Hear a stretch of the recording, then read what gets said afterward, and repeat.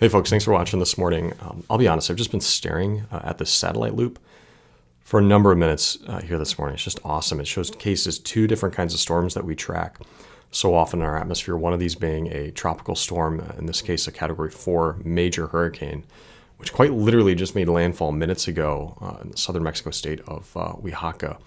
And then up here, over North America, the United States, just yesterday we had a large storm system move through. This one isn't a tropical system, it's an extratropical storm. So we call these mid-latitude cyclones.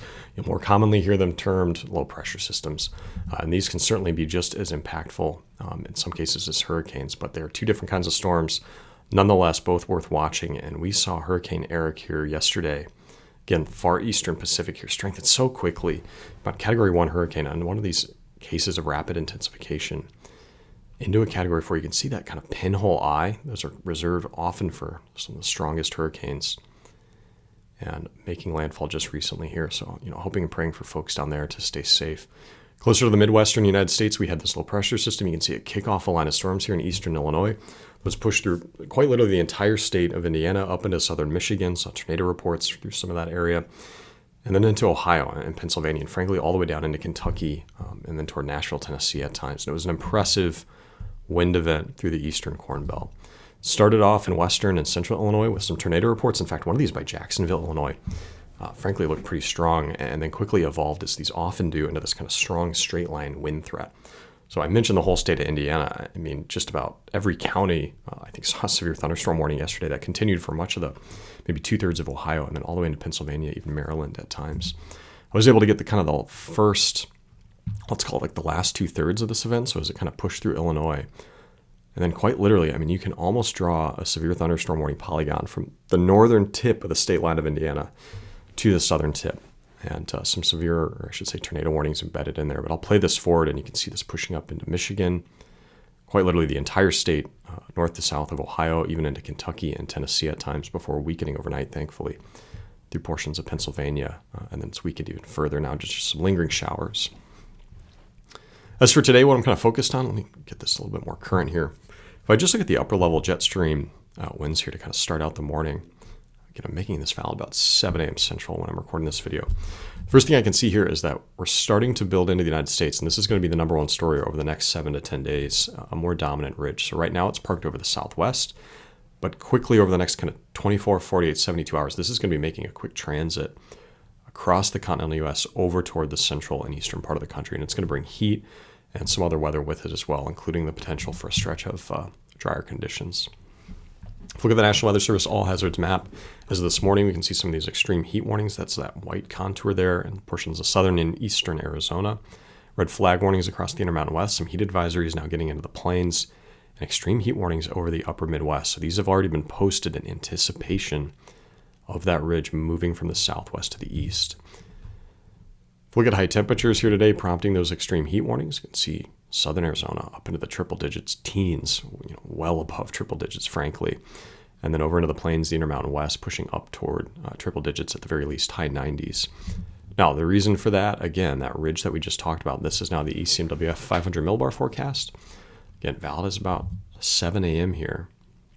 There's that ridge positioned over the four corners, but as I play this forward, Thursday, Friday, Saturday, Sunday, Monday, I mean, it has quickly moved over the Midwest and now the Mid-Atlantic, maybe over Virginia and Kentucky by Monday, early next week. And then it sits there, right, all the way from Illinois to New Jersey, down through Nashville, toward North Carolina. By Tuesday, Wednesday, I mean, this thing is not moving much. There's going to be a number of ridge-riding thunderstorms around this. Eric just talked about that yesterday. Johnny Cash was involved. Now, Thursday, Friday, still some semblance, of that ridge. Now, we have some weakness coming in on the western edge of this, and this is going to bring precipitation chances, we're hoping, to some areas that are going to be in an extended warm and dry stretch. But nonetheless, even taking out towards Saturday, the signal, at the very least for heat, with some breaks in precipitation here, is pretty strong over the next few days. Now, if I take that temperature forecast out, you'll see that ridge moving across. This is Friday, triple digits in the plains. Look at how cool we're getting over in the Willamette Valley of Oregon, down into the 60s, the high 50s, right, for the solstice. And over into Sunday, Monday, Tuesday, Wednesday, and then this heat just settles in here. Mid to high 90s across a large chunk of the country here, with that troughing, that weakness in the flow I mentioned starting to sneak in here late week. This will bring hopefully more precipitation chances into some of these areas here across the central and eastern Corn Belt that are going to be very hot and dry over the next kind of 5 to 6 days here.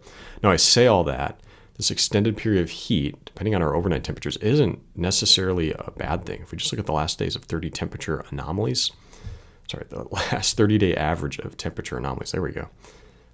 You can just see this wide area, including portions of eastern Canada, Ontario, Quebec, all the way down toward Oklahoma, at times Arkansas. This has just been running a deficit in GDDs essentially since a lot of this young crop has emerged. So getting some heat on this and then hopefully some precipitation later should see some pretty important growth for this crop now as we get into July and then those reproductive growth stages. If we look at this whole story on the ECMWF precipitation forecast, let's just get this valid about 7 a.m. There's the remnants of our storm system that moved through yesterday, potentially re-intensifying today across the mid-Atlantic and New England. In fact, what I'm going to go ahead and do here, I'm going to pull up, I'll jump over. Let's get that latest SPC outlook. And we're up to an enhanced risk across portions of the DMV through New Jersey, up into southern portions of Pennsylvania, and then New York. So additional severe thunderstorm development possible today. We just saw how it weakened overnight, but potentially reigniting today in some highly populated areas here. So again, have a way to get warnings and stay safe here today. Nonetheless, as I take this forecast into tomorrow on Friday, you can see that system clearing out. This ridge is now starting to dominate the central part of the country. By Saturday, remember we saw it moving over portions of Illinois and Indiana. Seeing a low pressure system wrap up here on the southern Canadian prairie. This is going to bring some reliable precipitation to that area here. In fact, what I just exited out of, there was actually a winter storm watch for Glacier National Park in western Montana. Again, an area just a few 48 hours after the solstice. Pretty impressive, the strength of this low pressure system coming in behind this ridge. Some of that precipitation moving across the northern plains, the upper Midwest. This is now Monday. See again some ridge riding thunderstorms starting to build in around the periphery of what we'll call this kind of mid-south, mid-Atlantic ridge, but not getting, this is now Tuesday, not getting into the Corn Belt or eastern Corn Belt here, staying on the periphery of that ridge, anywhere from New Mexico, frankly, northern Mexico, Colorado, into Nebraska, Iowa, Wisconsin, portions of Minnesota, Michigan, again, staying on the periphery. This is Wednesday of that ridge. I take this on to Thursday, and then all the while you'll kind of notice that, see how it's weakening a bit? I mean, some of these storms are now getting into eastern Kansas, southern Iowa, Pennsylvania, portions of New England. You'll notice as we take the forecast further, we're starting to push the ridge, at least weaken it, and get some of these storm systems further south into the heart of it here over the mid-south. And then by Saturday, well out into the forecast here, we can see more precipitation filling in. If we just look at the 7-day precipitation anomaly, again, there's that ring of fire. There's that low pressure system spinning up the Canadian prairie. We talked about the Glacier National Park winter storm watch. So taking the 4 to 10 day, right, getting out toward the end of next week, you can start to see some of these systems getting in to Illinois, northern Ohio, etc., portions of Kansas, northern Missouri, even southern Iowa. But we'll have to watch this area. Again, the heat, I think, is needed. But if we start to turn on that heat after 5, 7, 8 days and this dry stretch lingers, right, we're going to see some stress build in here, certainly, as we flip the calendar to July. Now, the good news is if we look at the ECMWF ensemble forecast all the way out, frankly, into July, the first 3 days, we see indications that, again, that ridge is going to break down further and we're going to see more widespread precipitation chances right through the heart of it. And what really we're seeing from these models here is the ridge retrograding back up into the northwest. I'll show you that here. This is the ECMWF ensemble forecast for all the way out into the week following next. This is July 2nd on Wednesday. So where we did have that ridge here over in maybe Nashville, North Carolina, Virginia, West Virginia, it's been replaced by a trough. And we saw that ridging move west. Now I mentioned in the video on Tuesday, so from June to July, sometimes we see this retrograde of these waves. So where we have a ridge here, they don't necessarily move to the east. Sometimes they move to the west. And if I play this forecast forward, this is way late next week. We're talking Friday of next week. And now we take it into Sunday, all the way next weekend, following this coming one. We now see ridging over the northwest, we troughing over the eastern U.S. This would bring temperatures back down, potentially northwest flow, thunderstorms in this area at times, although some dry conditions, maybe closer to the central plains, turning the calendar into July. The ECMWF AIFS, this is more of an operational model, so you're going to see a greater magnitude of these troughs and ridges. But as I take this forecast into next weekend, this is all the way June 29th, now taking it into Monday, June 30th, Wednesday, July 2nd, there's that ridging more so over the northwest. It does have these troughs still moving into the northwest at times. And then more troughing returning to eastern Canada. Again, this would leave us more in a northwest flow, cooler temperatures across this region, potentially drier conditions here, again, over the central plains, but storms moving through portions of the Midwest, the mid-Atlantic, and cooler temperatures as well. So there is signal later in the forecast that this ridge is going to be moving out of here, but we'll have to keep an eye on this. This is well out into the forecast at this point, right beyond 10 days. So we can't put too much weight into it, but it is there consistently between a few models. It's enough to mention it, certainly at this point. Now, I do see something else as we kind of go out further in the forecast here. There is generally less organization to the flow across North America. The reason for that is we had this deep Hudson Bay trough at the beginning. Let me take the forecast to the beginning here. And this has been just kind of moving systems through quickly. So this is valid here this morning, I should say this afternoon. And this has kind of kept us over the last kind of 7 to 10 days with varying weather conditions across portions of the country. But you'll notice as I take the forecast into next week, that exits out of the region, kind of get this broad, almost ridging over portions of Canada and Alaska, some troughing underneath that.